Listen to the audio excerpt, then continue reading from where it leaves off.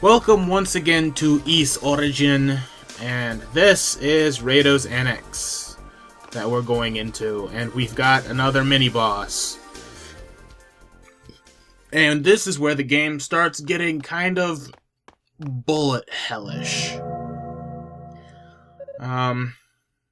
You could kind of see it before, like the first boss, like the first two bosses kind of had that element to them, but nowhere near to this extent. And this is the first boss that really gets bullet helly.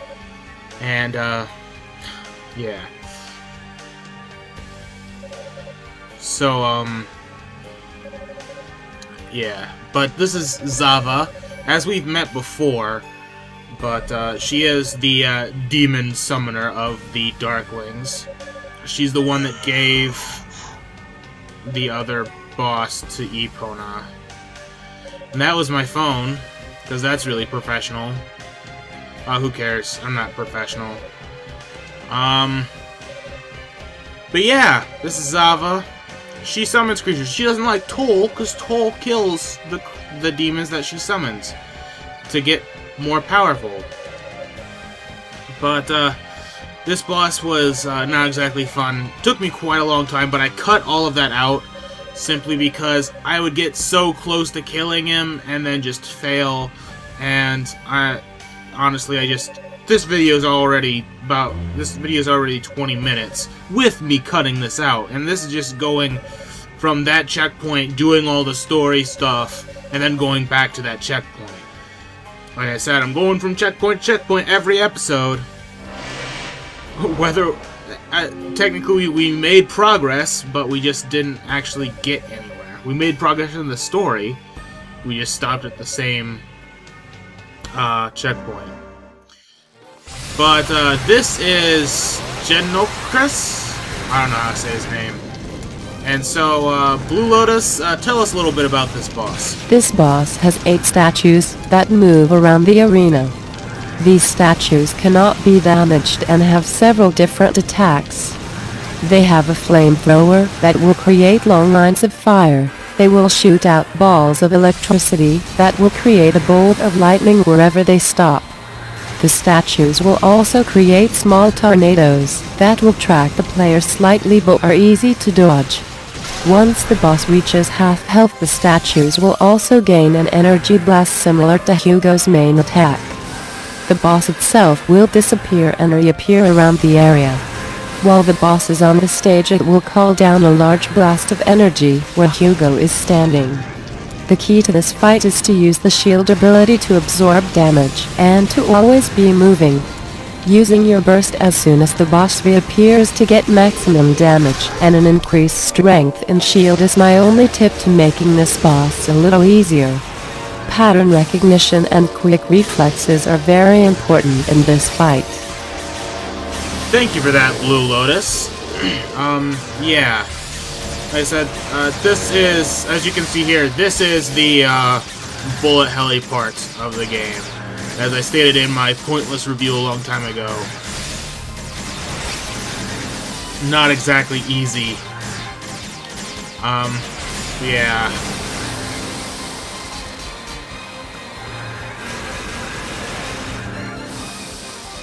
Not much else to say.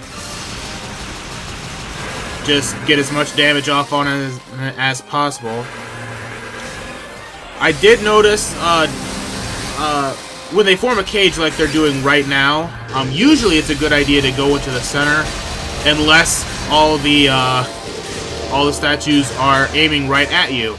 Because a lot of times when they do that cage, they just do a flamethrower that goes to the outside and it'll never go inside. But the boss will appear on the inside of the cage. And so your best bet is to go in the middle of the cage, but make sure the statues aren't looking directly at you. Like right here, they've got the flamethrower on the outside. But it's kind of a risky move, but it can be quite strong. It could allow you to get a lot of damage off on the boss. But it also could get a lot of damage onto you. Yeah, so, just using the shield to dodge everything you can is pretty much your best bet. And, yeah, not much else to say. This boss is a pain in the butt. And the boss at the end of Silent Sands is also going to be very, bullet helly. But fortunately, that's the last really bullet helly boss until the final boss. Which he's kind of, at least that I can remember.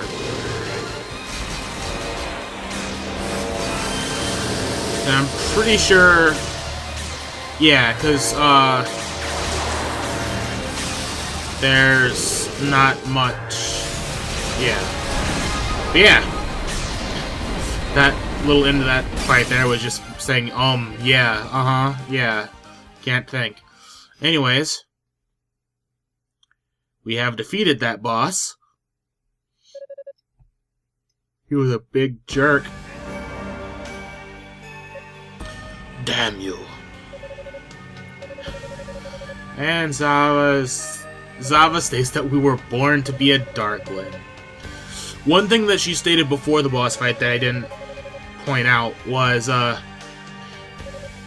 she said something along the lines of, the eyes of fact look like they were made specifically for her kind, or something like that, or us. Because they were alone and dark, or like alone and cold, or something like along those lines. Can't remember exactly. But, and then at the end, she's just like, "You were born to be a Darkling." And she's pretty much planning this thing in Hugo's head that she's like, "You could be a real evil guy if you wanted to. You use power that you don't exactly know how to use and all this stuff. So basically, you know, we're not so different, you and I." Is kind of what she's planting in Hugo's head.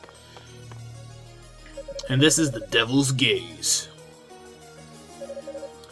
And yeah. So yeah, we found a giant evil door. And like after most mini-bosses, we just get a whole bunch of story. So grab your popcorn, because this story ain't ended anytime soon. But I do like this part here. Gathering the powers from all three artifacts of Ys.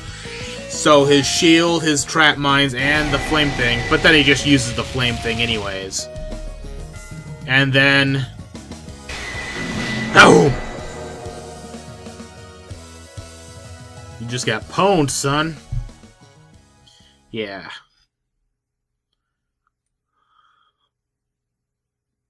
Bah. Hugo, you damned fool.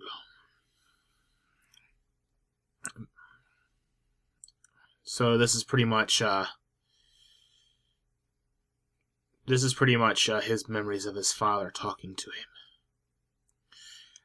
They seek only power, and with enough power, you can surpass your brother.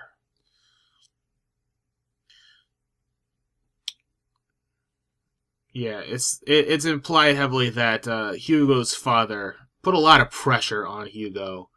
In fact, in this little story bit coming up right here, where we've got Epona, who seems to have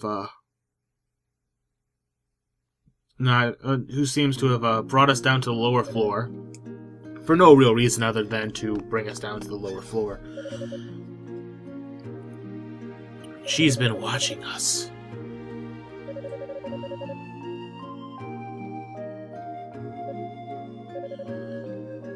Yeah, she's been looking over us, and here's really the beginning of the the beginning of Epona's kind of nudging it, Epona Hugo shipping, if you know what I mean.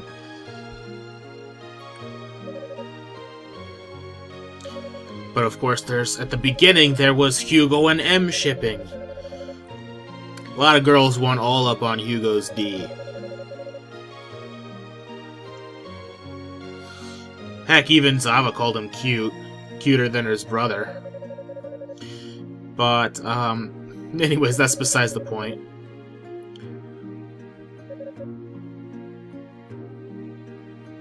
So yeah. Epona's just kind of like, I kind of like you. And I'm just kind of watching over you, because it's... yeah. And... we're gonna get a little info on Hugo and Toll's backstory. All I've got is a target. But he's still your brother. Nothing can ever take that away.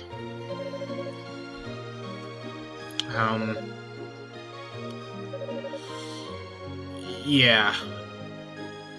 And so... here we get kind of Hugo's kind of big deal. And... cutscene. Well... yeah. Okay, so fact line... usually the first of the 6 priests, and Toll was supposed to be that, and he decided to become a holy knight instead.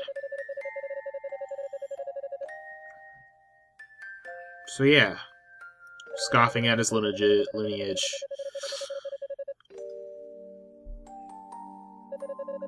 Yep. And he was disinherited from the family.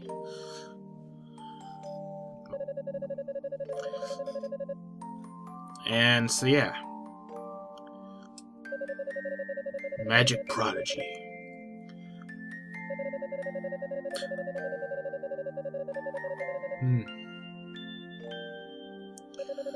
And here's the big thing. Living in Toll's shadow. He lost every friend he has, probably why he is not very good with the ladies. Everyone acknowledges his abilities. He is no longer regarded as Toll-Fac's little brother. That's what he wanted. He wanted to be known as his own person. And then demons attacked. They put Solomon's Shrine up into the sky. And Toll became a hero because he stayed and allowed Solomon's Shrine to be put into the sky. And so... they put him right back in Toll's shadow, because he's now a hero. But, of course, now, the 6 people that are here know that he's no longer really a hero. And this is a big moment for Hugo. He's acknowledging that I shouldn't be this mad at him, but I just frickin' am.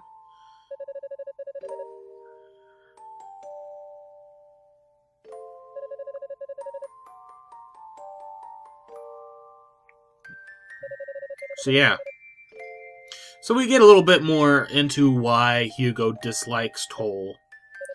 But if we do remember at the beginning, his father did tell him that no matter what, he's supposed to kill Toll. So his father has some problems with Toll as well. But why does his father know that Toll is still alive? Oh, we'll find out in the 3rd story. But, that's a bit of a spoiler.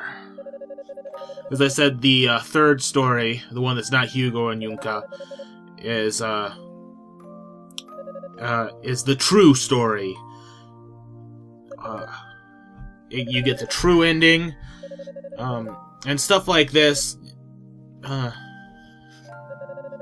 doesn't exactly happen the same.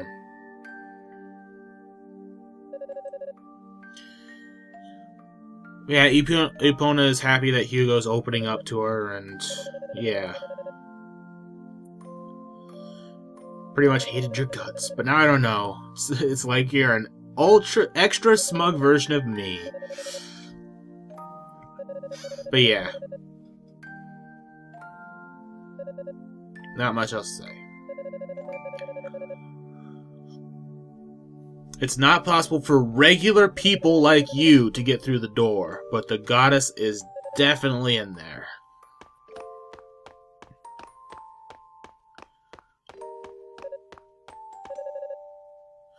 So yeah.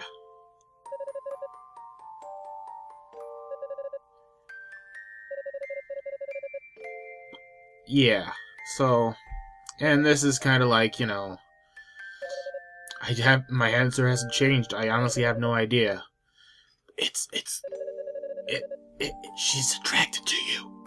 She's attracted to you. Why am I whispering? They can't hear me. Anyways, so yeah, said my piece, I'm out of here. And then, thank you, Epona.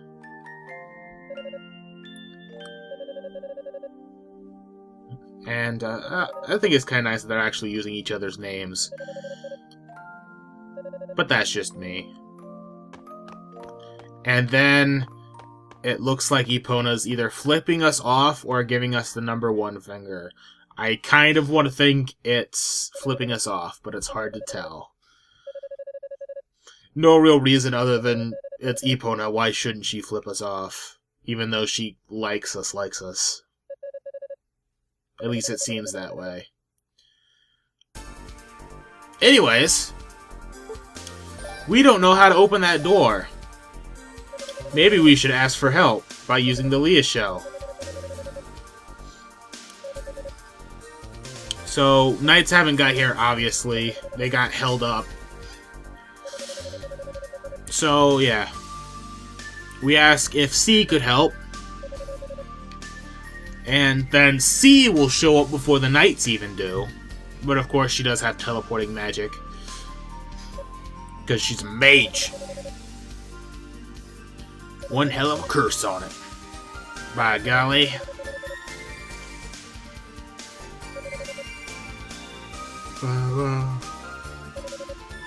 Yeah. A demon or someone harboring demon-grade malice at the very least. So, you have to be evil if you want to get in. And then Hugo goes, he's not even saying it out loud, he's just saying it to himself exactly like him. Pure evil. So once again he goes back to calling his brother pure evil. Not even out loud, just to himself.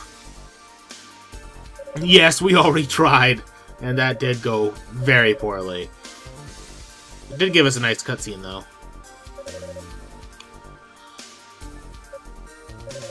But, yeah. A magic item with an equivalent curse. Assuming it doesn't kill the poor Sappa. So,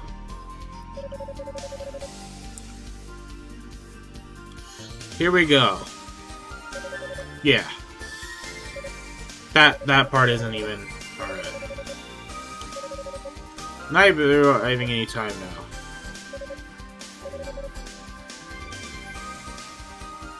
And then C starts going, oh, you're actually communicating, it's not your usual MO, blah blah blah.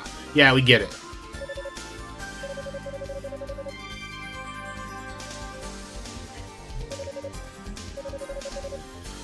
Yeah. But we already have exactly what we need for this. As I said before, we got an item that we will need her later, and it's the Evil Ring, but it does not have any power yet.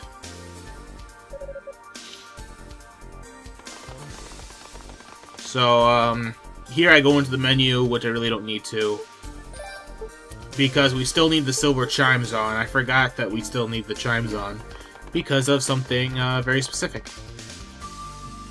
But we're going back to the save point we started at.